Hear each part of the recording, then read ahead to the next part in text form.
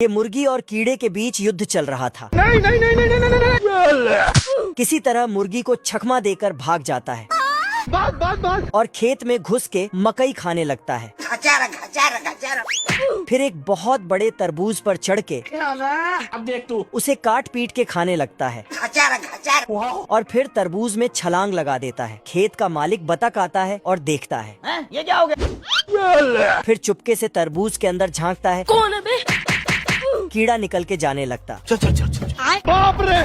तो कीड़ा बतख का चोंच साफ करके तरबूज को पहले जैसा कर देता है। मैंने कुछ नहीं किया। लेकिन बतख ने जैसे ही अंगुली सटाया तो खत्म।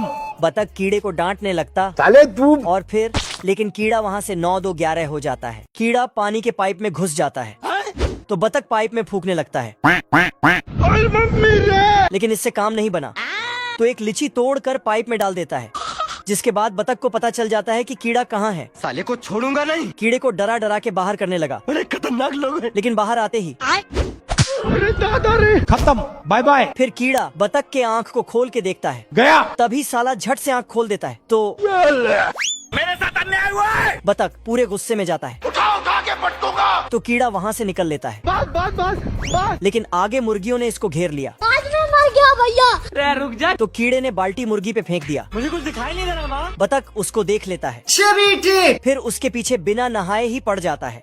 तभी 2 चिड़ियों ने कीड़े को उठा लिया और दोनों आपस में झगड़ने लगते हैं। साले कुत्ते, पैसा खाया मेरा। दोनों चिड़ियां लड़ने में व्यस्त हो जाता है और कीड़ा वहाँ से निकल लेता है। बाल बच गया रे देवा। मेरे साथ अन्याय हुआ। यह पैंथर चुपके से फनी सिंह के कंसर्ट में घुस गया और वहाँ पर सैड सॉन्ग बजाने लगा। दर्द दिलों के कम हो। कौन है बे? फनी सिंह लाइन से खड़ा करके सबकी डांडिया चेक करने लगा। ये देना। पैंथर का नंबर आया तो ये धरा गया। खत्म। Bye bye. फनी सिंह ने दोबारा से गाना बजाना शुरू किया, लेकिन यह साला पैंथर बीन बजाने लगा। मेरी बहन की। फनी सिंह गुस्से में आया तो पैंथर छुप के खड़ा हो गया। किधर है बे? पैंथर ने पीछे से चिमटी काटी और फनी सिंह की घनघोर बेइज्जती हुई। मोए। कपड़ा पहना तो पैंथर भी इसके पीछे हो लिया। कुछ भी नहीं सारुण के यहाँ कुछ तो गड़बड़ है। पैंथर ने डंडी की जगह रॉकेट रख दिया और फनी सिंह आसमान की ऊंचाइयों में चला गया। प्रभु क्या हुआ? इसके बाद पैंथर ने फनी सिंह की याद में सैड सॉन्ग बजाया।